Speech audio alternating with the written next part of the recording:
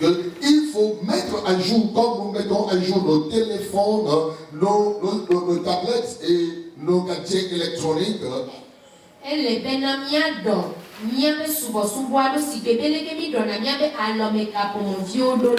En d'autres termes, revenir à la vraie adoration. Un jour, Jésus traversait la ville de Samarie. Il traversait la ville de Samarie. Et arrivé à un point, il a vu une femme au bord du puits. Et il a demandé à la dame de lui donner à boire.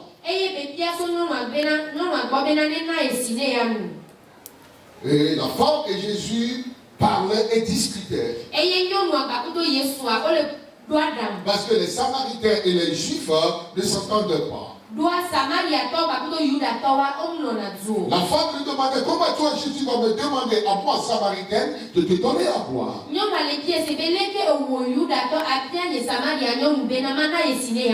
Comme tout bon homme, finit toujours par convaincre la femme qui est due.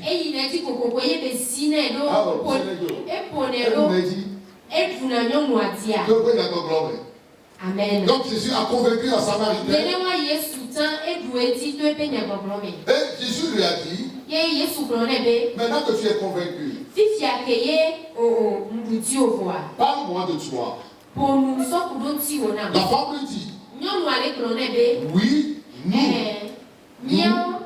nous allons à la montagne pour prier. Parce que nous croyons en ce Dieu qui est sur la montagne.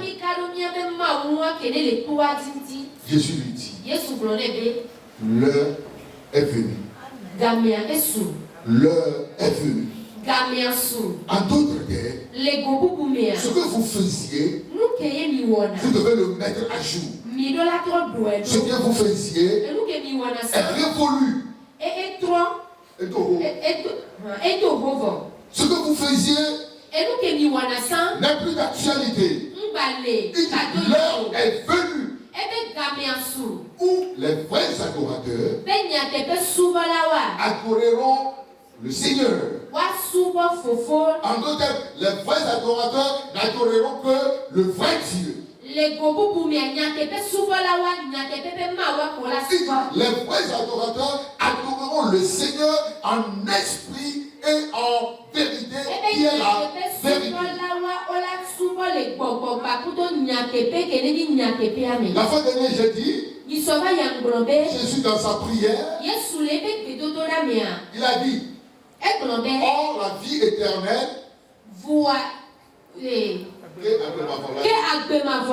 c'est qu'ils te connaissent, toi le seul vrai Dieu.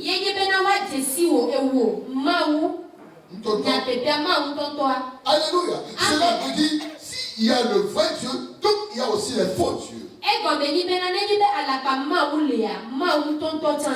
l'apôtre Paul a dit que vous avez changé la gloire de Dieu incorruptible en image. Et vous adorez la créature au lieu de la créature. Mais bien aimé dans le Seigneur. Ainsi, on est arrivé jusqu'au point où j'avais dit qu'il y a beaucoup semblent ou bien pensent servir ou bien adorer le vrai Dieu alors qu'ils ont changé Dieu. Les prophètes, les pasteurs, les prêtres ont changé Dieu.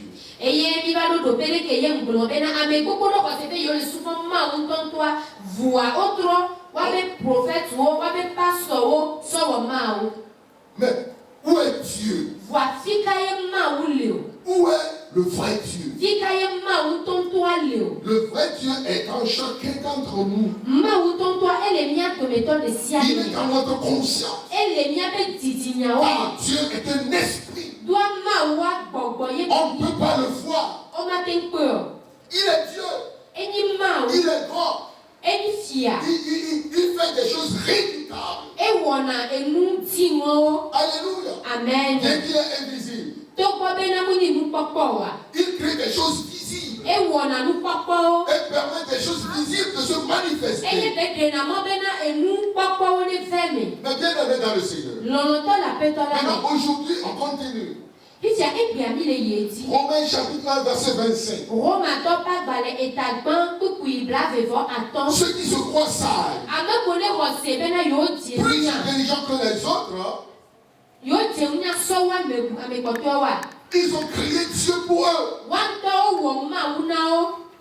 Alléluia. Amen. Alors que Dieu est dans chacun d'entre nous. Il dit, eux qui ont changé la vérité de Dieu en mensonge. Et ils ont adoré et servi la créature au lieu du Créateur qui est béni éternellement.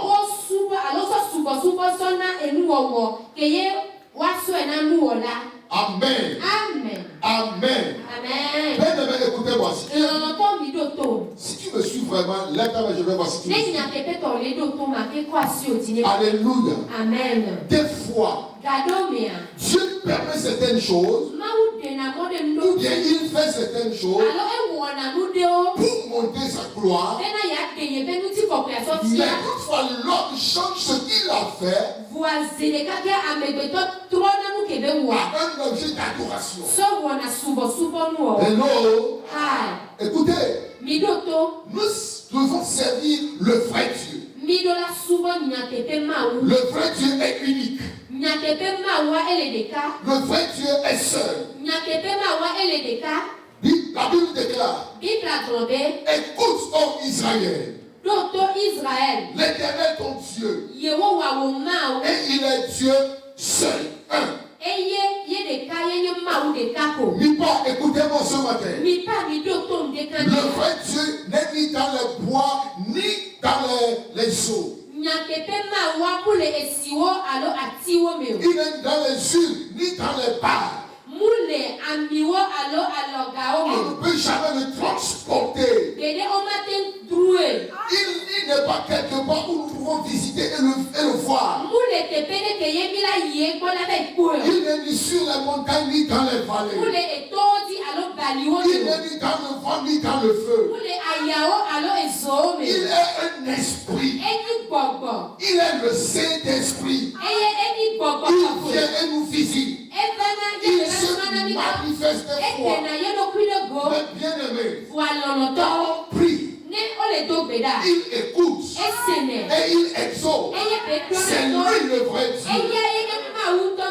Je vous l'avais dit tout à l'heure, il fait des choses pour monter sa gloire. Et l'homme qui se croit sage, et l'homme transforme ce qu'il a fait en objet d'adoration. Écoutez, mes bien-aimés. Un jour, vous vous souvenez de cette histoire? Lorsque les Israélites dans le désert ont péché contre Dieu, dans le temps de Moïse, et Dieu s'était fâché contre eux. Et les a envoyé des serpents brûlants. Et lorsque les serpents les mordent, ils meurent. Bon, ils sont allés voir Moïse. Et dit à Moïse, prie le Seigneur pour nous. Et qu'il nous sauve. Moïse a intercédé. Et Dieu lui a dit, fais une perche et fais le serpent d'airain. Et quiconque sera mordu par le serpent brûlant, et il a levé les yeux pour regarder le serpent qui est sur la perche. Il sera sauvé. Et vraiment, tous ceux qui ont levé leurs yeux et regardé le serpent d'airain étaient sauvés. Dites Amen. Dites Amen. Est-ce que c'est Dieu qui les a sauvés ou bien c'est le serpent d'airain? Est-ce que qui les a sauvés? Vous êtes convaincus? Vous êtes convaincus? Alors, Dieu voulait par le serpent d'airain, Dieu voulait par ce serpent d'airain, voir s'ils seront obéissants à sa parole. Dis, regardez le serpent d'airain et vous serez sauvés. Après cette étape de leur vie, écoutez-moi s'il vous plaît, l'homme d'Israël, il a pris le serpent d'airain, il l'a conservé et il a transporté n'importe où ils en vont. Ils ne l'ont pas laissé parce qu'il se dit, ce serpent d'airain nous avait sauvés. Et ils prennent ça et certains d'entre eux adorent le serpent d'airain. Croyant adorer quoi? Le vrai Dieu. Dieu a parlé. Il a dit, c'est pas le serpent qui vous a sauvé. Mais eux, ils ont dit, puisque nos pères ont regardé le serpent et ils s'étaient sauvés, nous aussi, nous allons regarder le serpent d'airain pour qu'il nous sauve. Mais Dieu dit non. Vous avez transformé le serpent d'airain en idole. Je suis un Dieu jaloux. Je ne partage pas ma gloire. Ne donnez pas gloire à ce serpent d'airain. Je suis irrité contre vous. Mais c'est Dieu qui l'a fait. Mais pourquoi il s'est irrité maintenant? Parce que les gens ont plus foi à ce serpent d'airain. Écoutez, mais bien aimé, Dieu a passé par quelque chose un jour pour nous sauver. Et nous avons, on s'est lié à cette chose. On s'est captivé par la chose. Et nous avons fait de cette chose un objet d'adoration. Pourquoi les gens appliquent chaque jour l'une? Parce que une fois, le pasteur a appliqué l'une. Et ça a travaillé. Alors, il s'est dit, si par l'application de l'une, je peux être sauvé, alors là, n'importe où je dois aller, je dois avoir l'une avec moi. Parce que mon salut est avec lui. Allons dans le livre de Rois. 2 Rois chapitre 18. Verset 1 à 4. Mais souvenez-vous que nous avons lu dans le livre de Chroniques, c'est notre texte de base.